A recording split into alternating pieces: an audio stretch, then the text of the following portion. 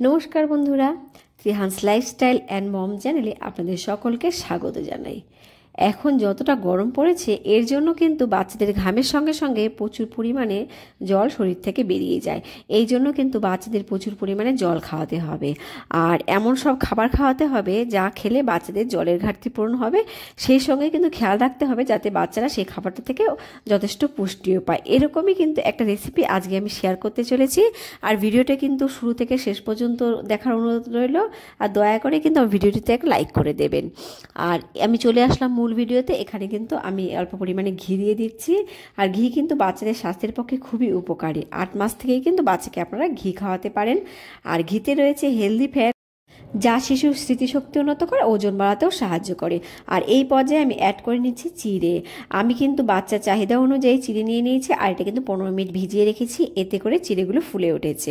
এইবারে আমি চিড়েগুলো কিন্তু ঘির ওপর একটুখানি হালকা নেড়েচেড়ে নিলাম, নিয়ে এখানে কিন্তু আমি পরিমাণ মতো জল অ্যাড করে নিলাম। আর বাচ্চার বয়স যদি 1 বছরের বেশি হয় আপনারা কিন্তু গরুর দুধও দিতে পারেন। আর আমি এখানে কিন্তু সাদা চিড়ে ব্যবহার করছি, আপনারা চাইলে লাল চিড়ে ব্যবহার করতে পারেন।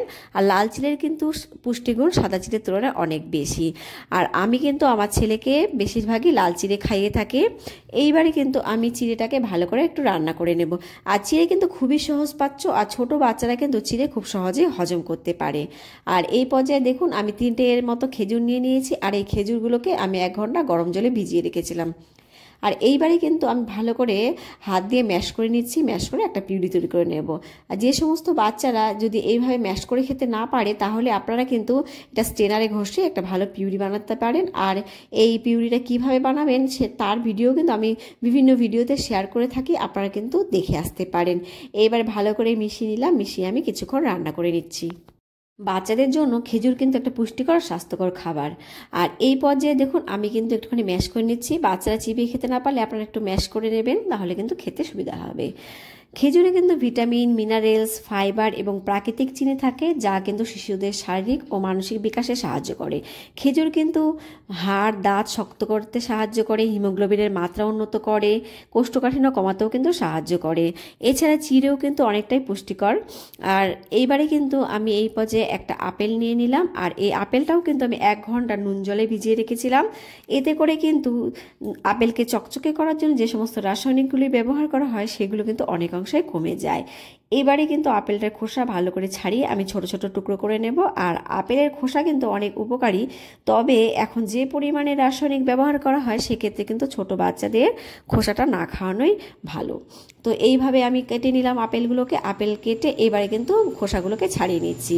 আর আপেলকে কিন্তু পুষ্টিবিদরা শক্তির পাওয়ার হাউসও বলে থাকে। আপেল খেলে বাচ্চাদের বিভিন্ন রোগ থেকেও কিন্তু দূরে রাখা যায়। তাই কিন্তু কথায় আছে, একটা আপেল খান আর ডাক্তারের থেকে দূরে থাকুন। তো আপেলটা কাটা হয়ে গেছে, এবারে কিন্তু একটা ব্লেন্ডারে দিয়ে আমি এটার একটা পিউরি বানিয়ে নিয়ে ফিরে আসছি। আর আপেলে রয়েছে ফাইবার, ভিটামিন সি, অ্যান্টিঅক্সিডেন্ট এবং প্রাকৃতিক শর্করা, যা হজম ক্ষমতা উন্নত করে, রোগ প্রতিরোধ ক্ষমতা বাড়ায়, কোষ্ঠকাঠিন্য দূর করে। শিশুদের শক্তি সরবরাহ করতেও কিন্তু আপেল খুব ভালো কাজ করে। শরীরের কোষগুলোর ক্ষতির হাত থেকেও কিন্তু আপেল বাঁচিয়ে থাকে। তো আপেল পিউরিটা রেডি হয়ে গেছে, আর এখানে কিন্তু আমি ফিরে আসলাম আবার রান্নায়। এইবারে কিন্তু আমি এই পর্যায়ে আপেল পিউরিটাকে মিশিয়ে দেবো, মিশিয়ে দিয়ে আমি কিছুক্ষণ রান্না করে নেব। আর দুধ ছাড়ার পরপরই কিন্তু বাচ্চারা প্রচুর পরিমাণে কোষ্ঠকাঠিন্য ভুগে থাকে। আর আপনারা যদি আপেল পিউরি বাচ্চাকে খাইয়ে থাকেন তাহলে কিন্তু বাচ্চাদের এই কোষ্ঠকাঠিন্য দূর হয়ে যাবে। তো এখানে আমি মিশিয়ে নিলাম আপেল পিউরিটা। আর চিড়েও কিন্তু অনেকই পুষ্টিকর। চিড়েতে রয়েছে ভিটামিন বি, ক্যালসিয়াম, ম্যাগনেসিয়াম ও ফসফরাসের মতো পুষ্টিকর উপাদান। চিড়ে শিশুদের শক্তি সরবরাহ করে, পুষ্টি সরবরাহ করে। চিড়ে খেলে কিন্তু শিশুদের দৃষ্টিশক্তি উন্নত হবে, হাড় মজবুত হবে, রোগ প্রতিরোধ ক্ষমতাও কিন্তু উন্নত হবে। অ্যাকচুয়ালি এই খাবারটা খেলে কিন্তু বাচ্চাদের ইমিউনিটি পাওয়ারটা অনেকটাই বেড়ে যাবে। চিড়ে গ্লুটেন মুক্ত, তাই কিন্তু ছোট বাচ্চাদের চিড়ে খাওয়ানোর ক্ষেত্রে আপনাদের কিন্তু ভয় করতে হবে না। আর এই পর্যায়ে কিন্তু আমার খাবারটা রেডি হয়ে গেছে। এইবারে কিন্তু আমি বাটিতে ঢেলে নিচ্ছি। আর বাচ্চারা যদি এখানে ফর্মুলা মিল্ক খায়, আপনারা এই পর্যায়ে কিন্তু ফর্মুলা মিল্কটা অ্যাড করতে পারেন। আর আমি যেহেতু এখানে কোনো রকম মিল্ক অ্যাড করিনি, তাই কিন্তু এখানে আমি একটু পরিমাণে ঘি দিয়ে দিলাম। এতে করে কিন্তু খাবারটা আরও বেশি পুষ্টিকর ও সুস্বাদু হবে। এই তো তৈরি হয়ে গেল বাচ্চাদের একটা সুন্দর চিড়ে রেসিপি। এটা কিন্তু সকাল অথবা দুপুরে খাওয়াতে পারেন। আর আজকের ভিডিও কিন্তু এই পর্যন্ত আমার সঙ্গে থাকার জন্য আপনাদের অসংখ্য ধন্যবাদ। দেখা হবে আরও একটি নতুন ভিডিওতে বাচ্চাদের জন্য আরও একটি সুন্দর ও মজাদার রেসিপি নিয়ে। ভালো থাকবেন আর বাচ্চাদের কিন্তু ভালো রাখবেন। Bye bye.